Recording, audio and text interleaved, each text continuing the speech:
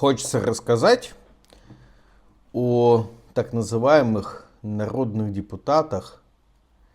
В горячем ключе есть такая Татьяна Геннадьевна Плешакова, борец с режимом была когда-то, как она говорила. Я с ней познакомился в 2020 году, когда депутаты-самовыдвиженцы объединились для того, чтобы готовиться к наблюдению на выборах в Совет муниципальных депутатов. Плешакова была депутатом-самовыдвиженцем, Даниил Фоминых был депутатом-самовыдвиженцем, я был самовыдвиженцем, еще несколько человек. Мы объединились, и поскольку я уже до этого наблюдал за выборами в 2018 году, проходил обучение, то я им передавал тот опыт, который мне рассказали инструкторы из «Голоса», то практические навыки, которые у меня появились после выборов 18 марта 2018 года.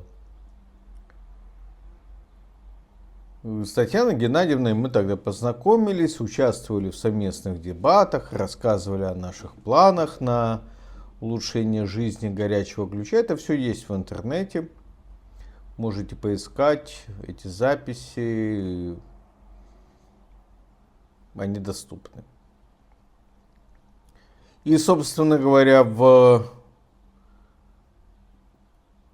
сентябре 2020 года, когда выборы подтусовали, как я выяснил, там сложно было о чем-то говорить законном, потому что сейф-пакеты были открыты, реклама шла на телевидении.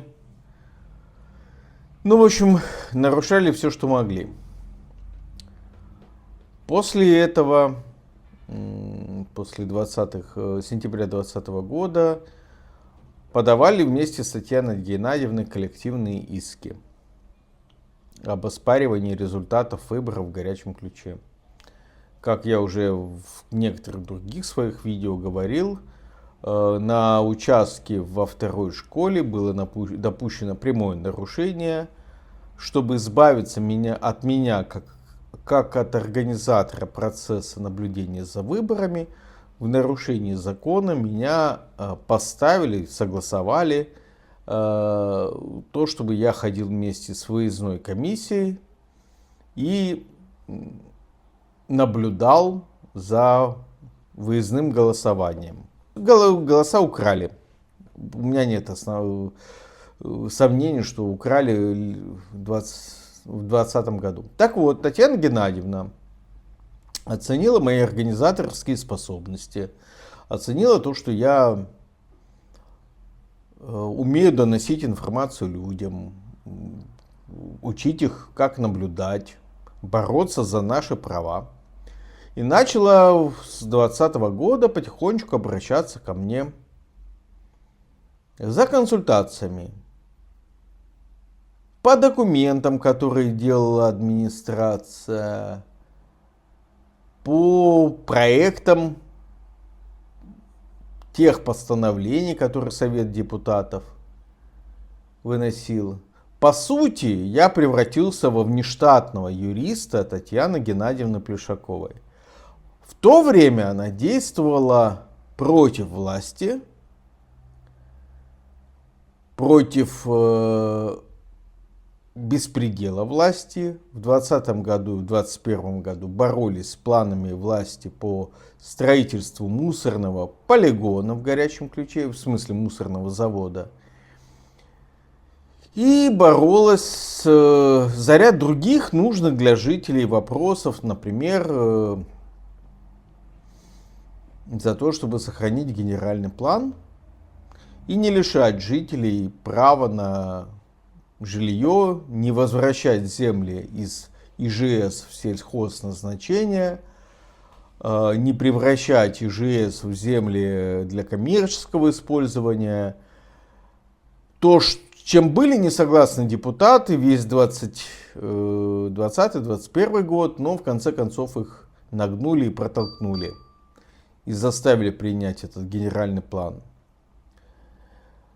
В 2021 году я вместе с Татьяной Геннадьевной Плешаковой и с рядом других активистов участвовал в организации помощи подтопленцам.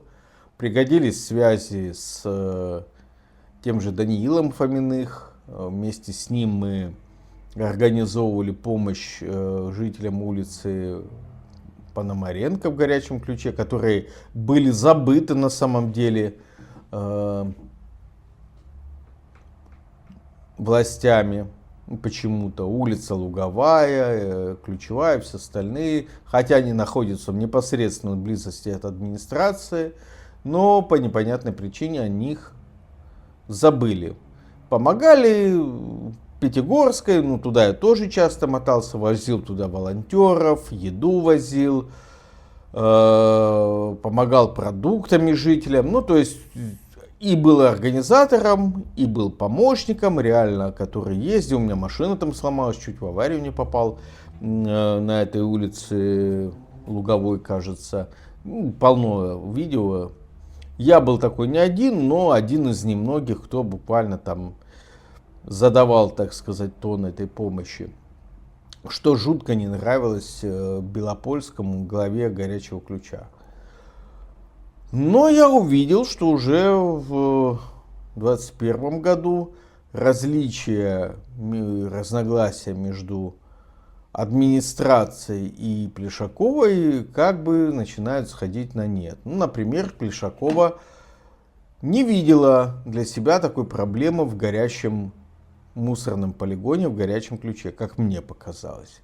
А я, наоборот, как представитель газеты Туапсе-Инфо и экологической вахты по Северному Кавказу, трубил и говорил о том, что как же так, свалка там все время горит. С другой стороны, у Плешаковой почему-то был такой зуб на другое предприятие, которое загрязняет Горячеключевской район, предприятие по утилизации медицинских отходов между Бакинской и Суздальской. Есть такой, называется Перетта технология.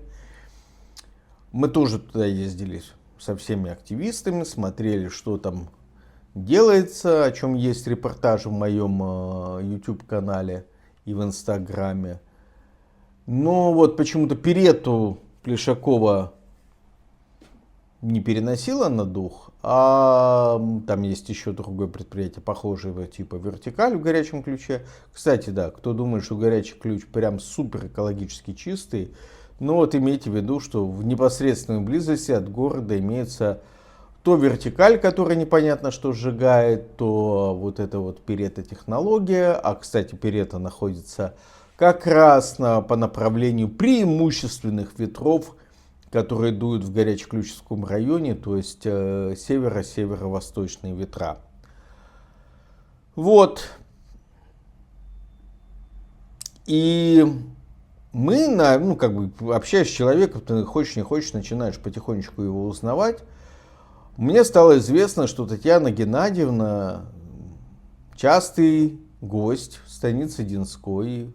Есть такая в Краснодарском крае традиция посещать храм по воскресеньям, где молится губернатор Краснодарского края. Ну, была, по крайней мере. И вот Татьяна Геннадьевна посещала этот храм. И после посещения храма у нее частенько случалось общение с губернатором. Вот она очень хотела до него доносить информацию напрямую, как представитель, трибун народа, вот единственный. Больше никого как будто в Горячем Ключе нет.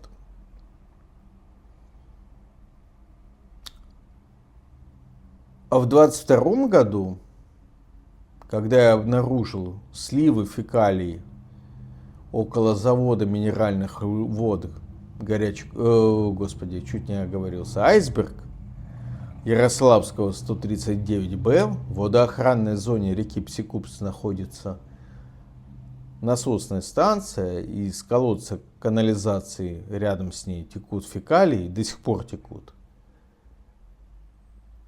Я об этом сообщил депутатам, к которым относится это место. То есть это Татьяна Геннадьевна Плешакова, Владимир Ерохин. Пытаюсь учиться вспомнить. Вот.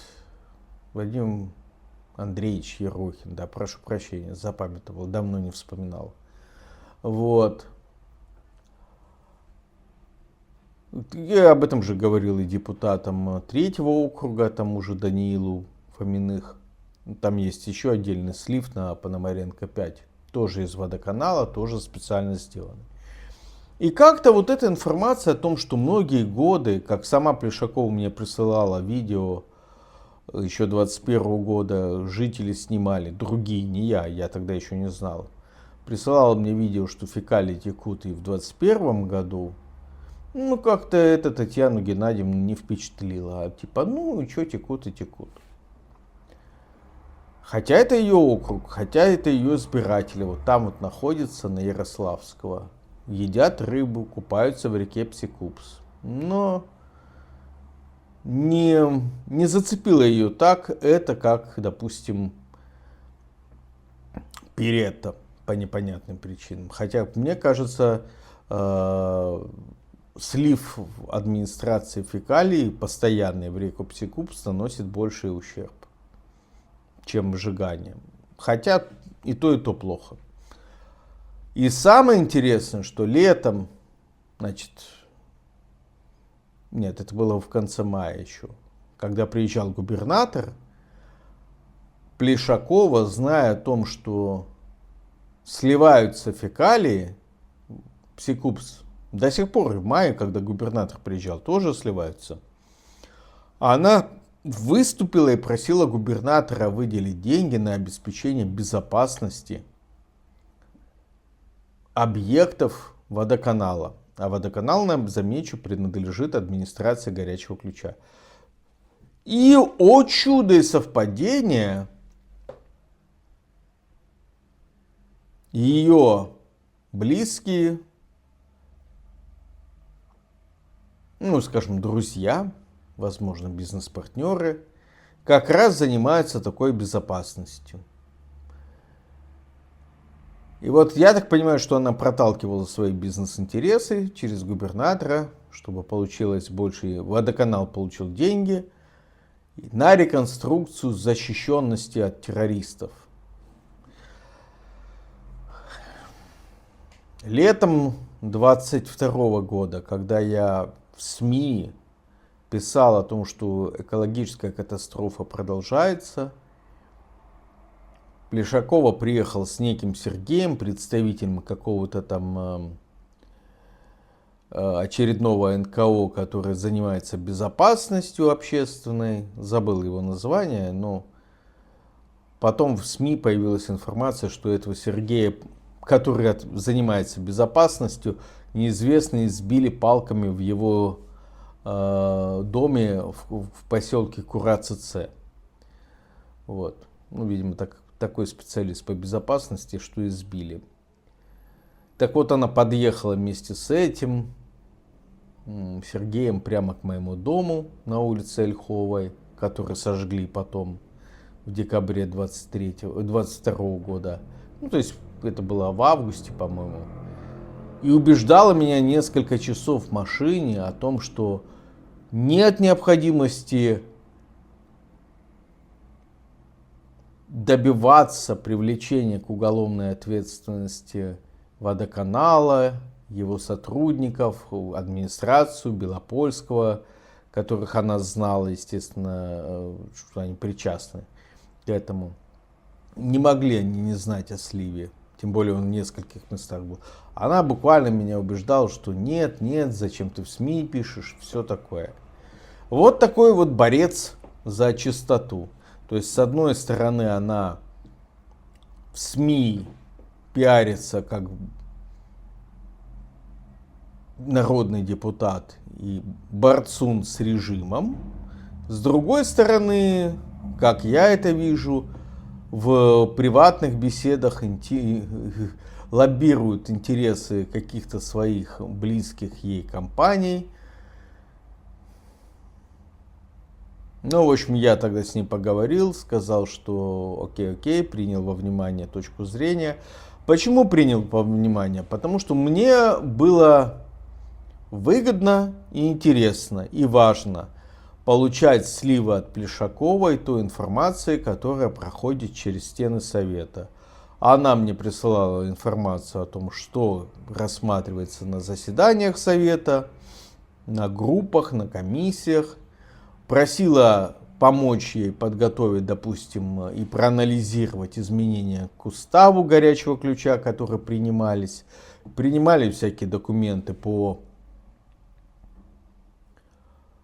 внесению изменений там, по вопросам этики в устав города. И все эти документы я анализировал, готовил ей предложения, говорил ей, в каких моментах принимаемые документы могут затронуть ее интересы. Она очень боится лишиться статуса депутата муниципального совета, который ей открывает двери. Кстати, Светлана Геннадьевна еще и требовала от меня ответа, почему я нападаю на транспортные компании в горячем ключе. Буквально вызывала меня на стрелку на улице Ворошилова и, господи, забыл, Псикупская, где автобус, забыл, как зовут перевозчика, предположу, что это Билай. Ну, не уверен, что это так, поэтому прошу прощения. Предположу, что это Билай. Вот его автобус стоял на Ворошилова и Псикупской, ближе туда к какой-то следующей улице, название я его забыл, маленькой, прямо под окнами жилого дома.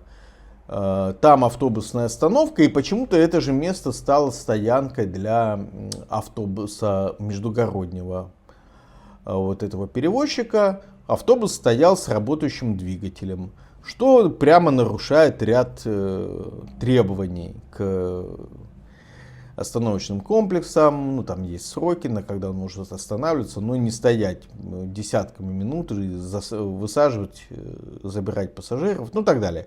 Это было все в официальных жалобах написано. Плюс автобус, когда он стоит постоянно на остановочном комплексе городского транспорта, буквально заставляет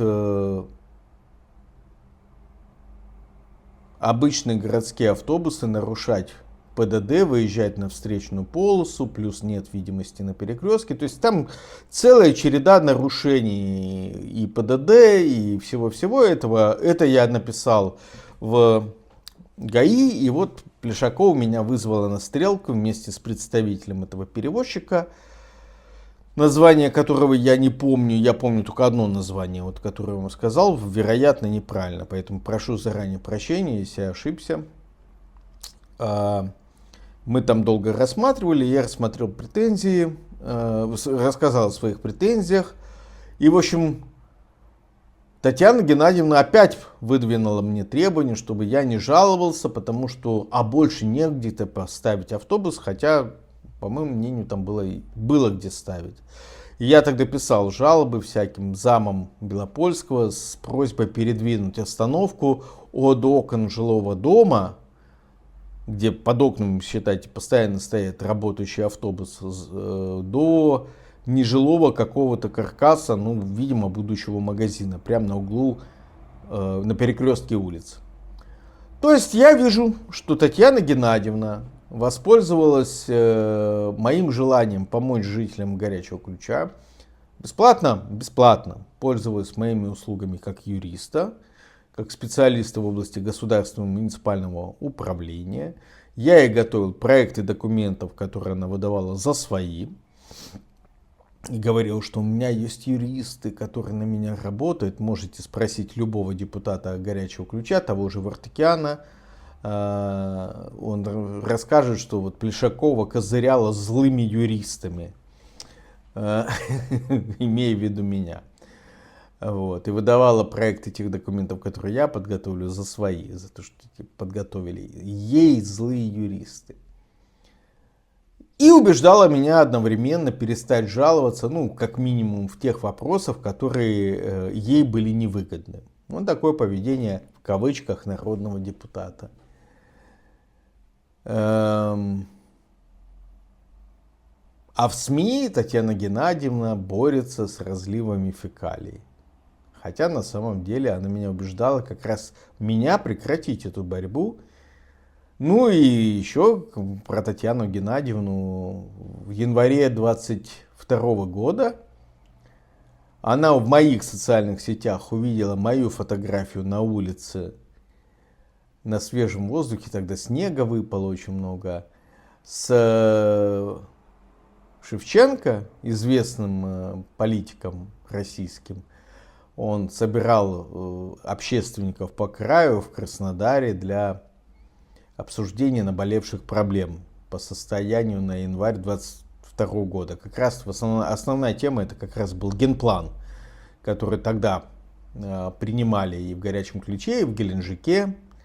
Вот. Ну и я поехал туда поучаствовать в этом сборе, послушать, что, какие лучшие практики есть борьбы с беспределом правовым.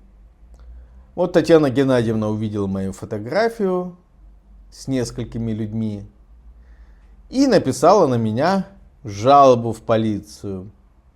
Написала жалобу, что вот такой-то, такой-то, там-то, там-то был без маски. Вот так вот, был без маски. А когда когда полиция, естественно, вот уровень правовой подготовки Татьяны Геннадьевны, оцените. Когда полиция, участковый Тамукай обратился ко мне с вопросом, а где ты был тогда-то, тогда-то, и был ли ты без маски, и вот тут фотографии заявления Плешаковой, случилось две вещи. Первое, я спросил Татьяну Геннадьевну, она правда на меня заявление написала? И она сказала, что нет, она не писала на меня заявление. Поехала в полицию, написала заявление, что кто-то подделал от нее заявление на меня. Ну, полицейские говорят, что нет. Это было заявление, написанное Татьяной Геннадьевной. Вот. Она мне так и не сказала. Нашли же поддельщика, который вот так взял и вот написал, и почему-то против меня. Ну и второе, сам Тамукай обиделся, что я решил взять 51-ю статью Конституции, не свидетельствовать против меня. То есть я-то не должен доказывать, что я там-то не был и то-то не делал. Это их обязанность заказывать что-то. Тамукай отказал мне в праве ознакомливаться с материалами проверки в отношении меня, что прямо нарушает мои законные права, сославшись на наличие персональных данных. То есть много раз я был у Плешаковой дома. Она, кстати, очень любит болтать языком, рассказывала, как она выиграла выборы 2020 года, кто ей помогал пофамильно. И я понимаю, что теперь-то я понимаю, что выборы выиграть можно только таким образом, как Татьяна Геннадьевна рассказывала. Случайных людей там не бывает. И просто так стать депутатом, то, учитывая то, как эта вся процедура организована, особенно учитывая трехдневное голосование, лишних чужих людей там не бывает среди депутатов. Вот. Ну, это для отдельной серии рассказов Плешаковой. Так вот, Тамукай мне запретил читать материалы, потому что там есть персональные данные. Как будто я не знаю, кто написал на меня заявление, это же они мне первое, что рассказали. А уж дата рождения Плешакова, ее адрес или телефон, эти все персональные данные мне известны. Ничего другого в этом заявлении нет. Ну вот, собственно, я хочу обратить ваше внимание на то, что, насколько я знаю, на настоящий момент проблема с фекальными стоками в Горячем Ключе не решена. Никаких ответов. Я написал депутатам, Совету депутатов Горячего Ключа запрос в начале этого месяца. Я написал ряду депутатов персональные запросы. Только официальные отписки мне приходят о том, что тому переслали запрос, всему вот ведомства между собой перекидывают эти мои заявления. И хоть Плешакова и депутат, она им обязана была знать, что у нее опять текут в округе фекалии, и не знала об этом. Или знала и молчала. Так же, как текут фекалии, насколько я помню, фекальные озера есть в поселке Первомайском, о чем мне другие депутаты говорили. Представляете, об этом были публикации в СМИ, что в Первомайском есть фекальные озера. И мы все знаем историю и видели ее много раз, когда из колодца на Ярославского, около Дубравы, напротив курортного, фекалии из канализации напором поднимали крышку канализационного люка и стекали в ливневку по трубе под Ярославского, потом в ливневке микрорайона Курортный. То есть буквально затапливали часть городской территории фекалиями около Курортного. И водоканал все кормит всех обещаниями. Мы будем с этим бороться. А естественно из ливневки Курортного все эти фекалии попадали куда? В реку Псикупс. И это тоже зона ответственности сеньоры Плешаковой. Я не знаю, чтобы она боролась с этим.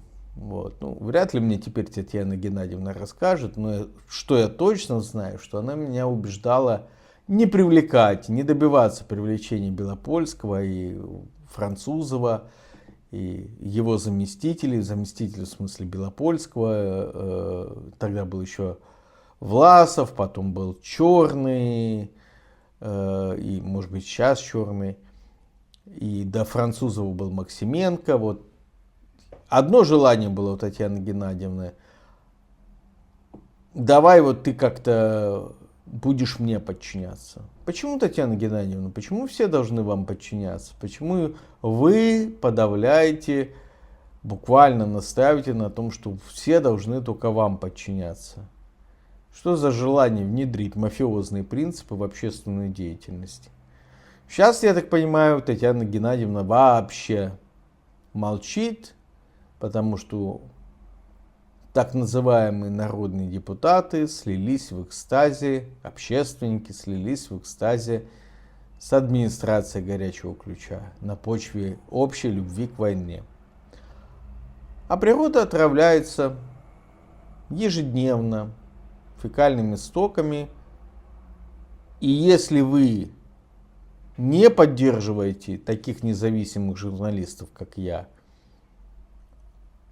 хотя бы комментариями, хотя бы распространением информации, расшариванием, хотя бы тем, что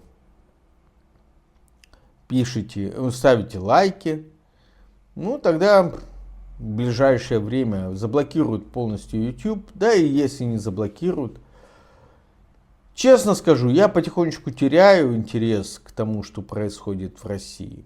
Просто я все больше и больше живу своей жизнью в Испании. И